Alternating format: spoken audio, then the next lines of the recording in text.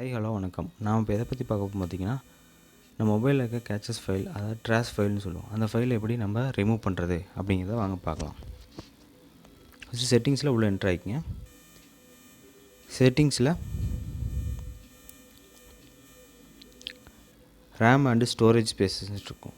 அதில் உள்ள பார்த்தீங்கன்னா க்ளீன் அப் ஸ்டோரேஜ் ஸ்பேஸ்ன்னு இருக்கும். க்ளீன் அப் ஸ்டோரேஜ் ஸ்பேஸ் கிளிக் பண்ணோன்னே பார்த்தீங்கன்னா எம்டி ட்ராஷ் ஃபைல்னு இருக்கும். அந்த ஃபைலில் பார்த்தீங்கன்னா இப்போ நம்மள்ட்ட 655 எம்பி உள்ள ட்ராஷ் ஃபைல் இருக்குது. பார்த்திங்கன்னா எதில் எவ்வளோ இருக்குது அப்படிங்கிறத நம்ம இங்கே பார்த்துக்கலாம்.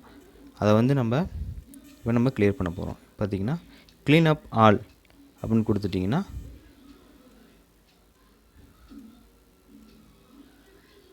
க்ளீனிங் ஆகிட்டு ஆட்டோமேட்டிக்காக நம்மளோட மெமரி ஸ்பேஸ் இன்க்ரீஸ் ஆகிரும்.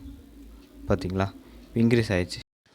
இதனால் நம்மளுக்கு என்னென்னு பார்த்தீங்கன்னா மெமரி ஸ்பேஸ் இன்க்ரீஸ் ஆகிரும். அதனால் பார்த்திங்கன்னா மொபைலோட ஸ்பீடு அதிகமாக இருக்கும். அதனால் இப்போ நம்ம எந்த ஆப் யூஸ் பண்ணாலும் ஸ்பீடாக ஓப்பன் ஆகிரும். Okay, thank you. இந்த வீடியோ உங்களுக்கு பிடிச்சிருந்துச்சுன்னா லைக் பண்ணுங்கள். மறக்காமல் சப்ஸ்கிரைப் பட்டனை ப்ரெஸ் பண்ணிவிட்டு பக்கத்தில் இருக்க பெல் பட்டனையும் ப்ரெஸ் பண்ணுங்கள்.